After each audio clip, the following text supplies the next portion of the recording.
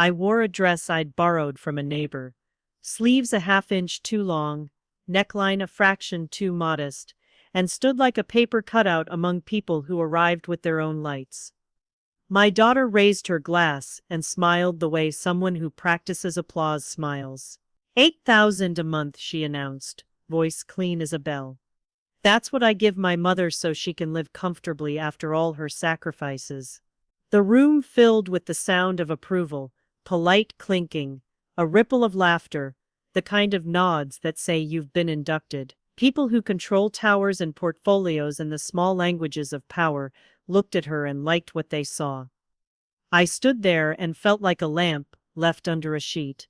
My hands still smelled faintly of bleach from the catering job I'd finished that week. My old Ford's heater quit on me 2 blocks from my apartment 2 nights before.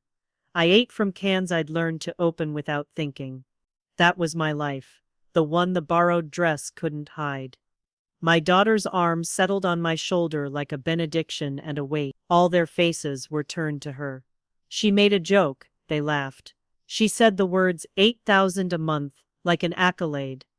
That one sentence had the power to make me invisible, useful only as an ornament in her speech. Across the room, the woman she'd married smiled with a knife in it. Celia. Her smile was porcelain, neat, practiced, and hot with triumph. Her eyes slid over me and landed with a kind of polite cruelty. Not warmth, not triumph for me, triumph at my silence. She had helped write the scene. I was only a prop. That realization made something in me harden. I left for the terrace before the stupid applause could return. The winter air hit me, and the city looked like 1,000 pinholes of other people's love. My phone buzzed, a notice from the electric company. The number was smaller than the amount she'd told the room I received. I counted the bills in my head, the way you count how many breaths you have left to finally say something. Celia followed, of course. She came to the doorway with the same porcelain smile. "You look pale," she said, with the sweetness of someone testing a blade. Her perfume was faint and sharp. Perhaps champagne sat poorly. "I don't drink," I said. Her head tilted. "Maya worries about you. She always says she gives you so much.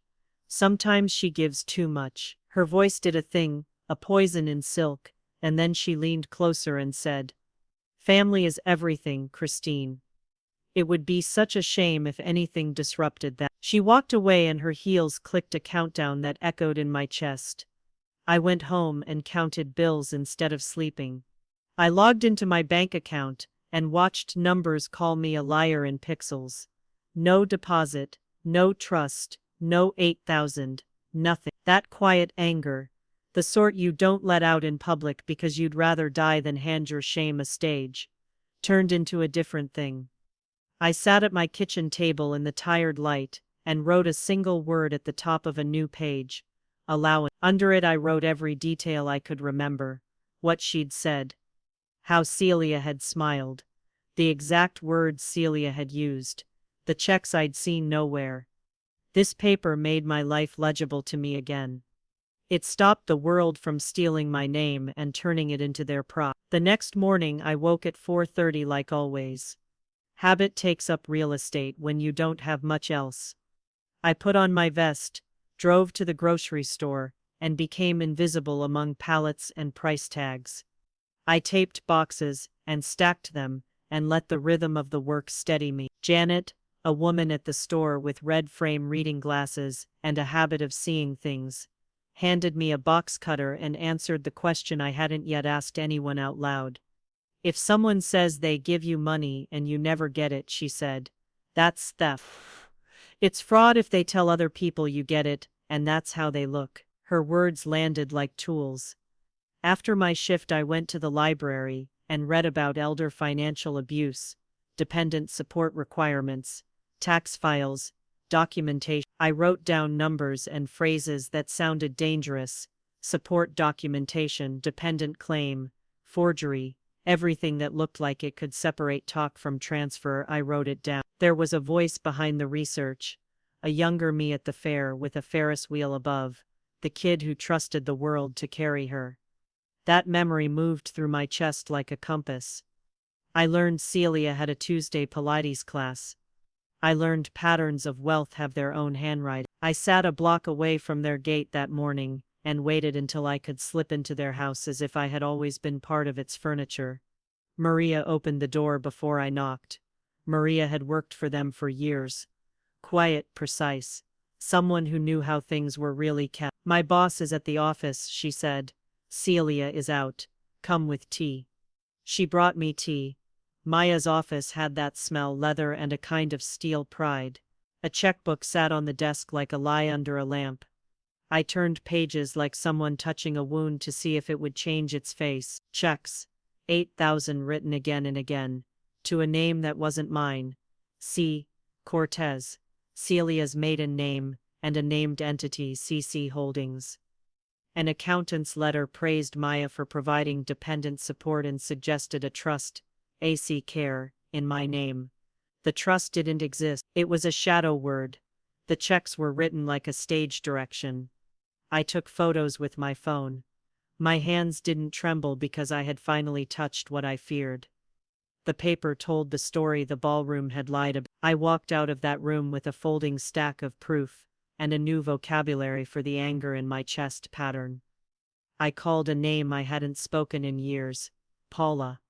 We had swapped cold sandwiches on job sites when we were young and dumb and proud. She'd gotten an education and used it to stand in rooms where power smelled like expensive coffee. She heard the quiet in my voice and said words like ladder and pattern. She gave me a plan. Gather, document. Let the paper be the shield. Don't confront them in a way that gives them time to burn what mattered. Everything I would do next had to be steady. If noise came, I could not be the tremor. Pride, the quietly useful kind, sat in my chest like a coin. For the first time in a long while I felt like I had found a lane I could stand in. Janet sat with me in the break room, and for the first time in months I let someone do the arithmetic I couldn't do. Red frames, cheap calculator, and a blunt honesty. The numbers didn't match the story my daughter told in the ballroom. "If anyone claims they give you 84,000 a year," she said, "it doesn't say that in your account." She pushed papers toward me and her eyes had a steady light, the kind belonging to someone who measures truth by receipts. I began to think about air, not oxygen, but attention. If I wanted to pry apart the lie, I would have to expose it in the same light. The lie had originally been told under crystal chandeliers. Perhaps the truth should travel the same route. I wrote a short thing that night, small and true, and posted it under a new account. The Dependent Mother, I titled it. I described my car with the broken heater, the catering nights, the tin of beans on my shelf. I described a daughter on a ballroom floor, who announced she supported me while my bank account counted quarters. I didn't name them. The truth doesn't always need names. It needs the weight of hours and paper. By morning, strangers had written to tell me it was their story too. Hundreds messaged me about being used as a storyline for someone else's brand. Their voices were a kind of warmth I hadn't realized I needed. A local page shared the post. A reporter wrote asking for background. I did not answer. Not yet. The internet runs like a river. I needed each step of mine to be solid rock. Paula arranged a meeting with a lawyer I would later come to trust. Her name was Reina. Calm mouth, lawyer's steadiness. She listened to me for a long time, and then asked the question that made a quiet room feel like the hinge of a plan. "What do you want from this?" I told her something she had probably heard before from someone who wanted revenge but meant justice. I wanted the truth to stand up and speak in daylight. I wanted names off the stage and paper on the table. Rena said we'd need witnesses. Someone inside the house who'd seen checks, an accountant who'd signed the letter, and an internal voice who could explain the spreadsheet. She said patterns mattered more than oratory, that the law eats steadiness. We began to prepare. Ilana came like an exhale, in a busy coffee shop. She'd been a junior accountant at Maya's firm. She'd left after the work they'd asked her to do left her stomach cold. She slid a folder across the table, with the exhaustion of someone who'd kept a secret too long. Emails, internal memos, a list of transfers, and phrases that read like instruction, dependent support alignment, route through CC Holdings, label transfers. She told me she had a grandmother who'd cleaned houses and counted tips on a kitchen table, and that if someone did to her what had been done to me, she'd want someone to come forward. She needed to sleep again. She needed a conscience that wasn't a luxury. We took Alana's folder straight to Rena. She sealed the documents and smiled like someone who had found a lever. "We are moving," she said. That sentence sounded like the first warm day in spring. We filed preservation notices to the bank and to Maya's company. We asked Maria discreetly if she'd testify about seeing checks written monthly to C. Cortez and invoices routed through CC Holdings. She trembled, but agreed. Fear was real. Job loss, retaliation, but so was the sense that truth, once freed, is heavier than threats. She came to a small church one weekday and read a statement that clipped the air with facts, the checks, the invoices, the text she'd sent warning me that Celia was near. She signed with a hand that looked tired and brave. Pieces began to line up. The city's business records showed a cash purchase of a downtown condo by CC Holdings 8 months after Maya married Celia. A condo paid in cash, a return address matching Maya's office. The paper folded itself into the story like a scene. Paula told me to keep copies and not trust the world to remember this for me. Rena's pad filled with arrows and notes. She taught me to let the paper do the work. I kept writing in the log Rena gave me, dates, times, words said, who I'd spoken to. Document everything, she said. The paper shield matters. I developed the ritual of logging the world into files, then slipping the folder into a plastic sleeve like armor. Sometimes small things felt like miracles. A stranger at the store told me she'd read my post and that she'd been through the same thing with her mother. People I didn't know sent names and documents and courage. The internet, messy and loud, had become a place where other people's hands reached mine across screens. But we moved slow. Rena reminded me the internet runs, the law crawls. There are rooms where paper matters more than posts. We moved toward a courtroom, like people moving toward a strange city. The hearings unfolded in a measured, fragile geometry. Forensic accountants, bank compliance officers, surveillance footage from a bank branch that showed Celia leaving with a folder and a man who didn't work there using a stamp later found to be faulty. The math read like a confession. Money left Maya's accounts, passed into personal accounts, and then into CC Holdings, vendors, cash withdrawals, all timed to match the mythical allowance. At trial, the prosecution laid out the pattern like a map. A woman from the office, Alexa's colleague, testified that she'd found emails directing transfers to avoid public lines. Maria took the stand and explained, in a voice shaped by years of service and a sudden forgiveness for truth, what she had seen. Rena had trained me to speak calmly. Jenna, the prosecutor, had a voice that made facts seem inevitable. Then Celia did something nobody expected. She agreed to testify. Her counsel led her through the small, gentle questions, errands, obligations, pressure, until Jenna asked the real question, and the carefully tended garden closed. Where did the idea for the AC Trust begin? Celia swallowed and finally said the thing I'd guessed in that terrace's winter light. It helped us. Her voice was barely more than breath. The courtroom held its breath with it. Paper will do that, where words are tidy. Paper is clumsy and stubborn and eventually point. Forensic accountants drew lines that made algebra look like a language of justice. The surveillance footage, the copied emails, Alana's folder, Maria's statement. Pieces fell into place. Defense tried to make confusion the story. Maybe memory. They suggest complicated family finances. The words felt soft and small against a ledger, with dates and signatures that didn't match my pen. They tried to fold me into the shape of a woman who'd misremembered. The record was sharper than that. When the jury left, the air hung like a lake before wind. We sat with our hands folded, The buzzer sounded, guilty on counts that named what had happened: elder financial abuse, forgery, tax fraud, conspiracy. Each word landed like a chair finding the floor. The courtroom exhaled. I felt heavy and light at the same time. Heavier with years named, lighter with the knowledge that I hadn't imagined the theft. They sentenced my daughter to a term that made the world rearrange itself around a new possibility.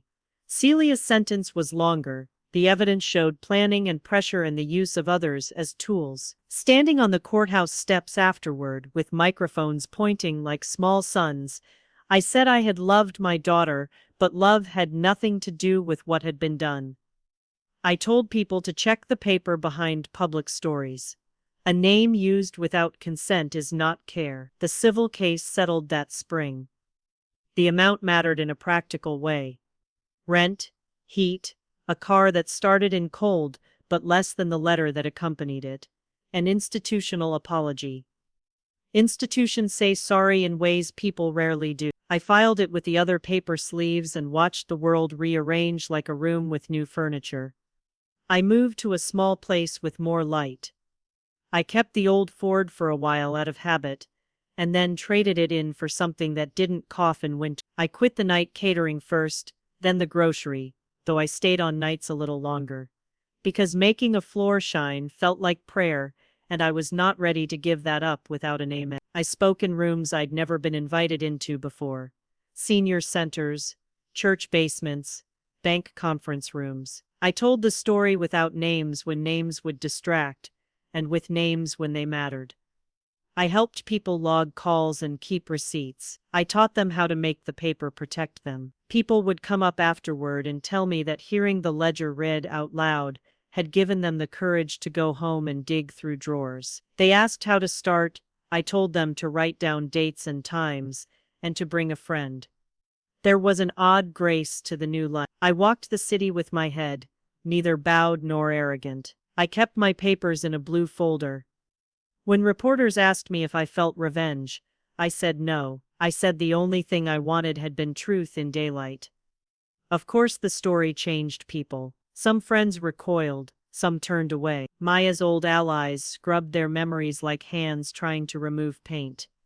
Her firm issued formal statements and then smaller ones. There were people who called and said I'd ruined a good moment. I heard the words and stored them beside threatening anonymous notes that told me to stop shaming the family. One night a plain envelope slid under my door with a marker scrawl: "Stop, do not shame the family." I took that envelope to Raina. She photographed it, slid it into a sleeve, and added it to the record. Every attempt to quiet the story helped us make it louder in the rooms that mattered. People started to come forward. Another man who'd been claimed on a tax form and gotten nothing, a woman whose mother had been listed as dependent and received only empty compliments in return. The web widened. When the guilty verdict arrived, it landed not as vengeance, but as a reckoning. A judge spoke about harm and trust, and the slow machinery of the law did what it was built to do. Guilty, those hard words, were carved into the record. The civil settlement bought some security. The apology sat in my file, and I kept it because it was paper that said someone else had been forced to name a wrong. I never wanted the fall of a child to be the beat of my life's final act. I wanted to be steadied by truth, not warmed by someone's ruin. When people approached me on sidewalks and thanked me or web posted their own sufferings, I believed they did not always depend on legal outcomes to rejoin their lives. Some things rebuild slowly. Some things, like a person's belief that she is not just a prop, remade themselves day by day. Months after the last paper slid into sleeves and the court stamp dried, I walked into a room where they gave free legal advice and sat at a table with people who needed a few quiet steps. I told them to count the coins but also to count the witnesses. Paper is heavier than charm, I'd say, and people would scribble in their notebooks. I kept the old ritual of washing my hands until the water ran clear. I kept the folder by my bed because some parts of a life remind you what you almost lost. I kept visiting a few clients, people who had been in the same small private violence, and I taught them how to speak in a steady voice. I traveled a little, took a small trip to a lake one spring, and stood at the edge and watched the surface break into 1,000 pieces when the wind came. It was a good metaphor, and I let it be one. The surface can be glassy and deceptive. Moving wind shows what's underneath. Maya and Celia were punished in the way the law allows. They paid restitution. The civil settlement made a margin of safety. The sentences turned what looked like a private truth into public consequence. I did not rejoice at that. I felt a steady satisfaction, like a light turned back on in a room you thought would stay dark forever. I did not become proud. I became clearer. I learned how to be visible and still alive. I learned that being seen is not always humiliation. Sometimes it is the only doorway to dignity. If you suspect elder financial abuse or are being used as a prop, write down dates and amounts today, make copies of bank statements, and call your local elder advocacy legal service or a trusted lawyer. Bring a witness with you when you ask for help.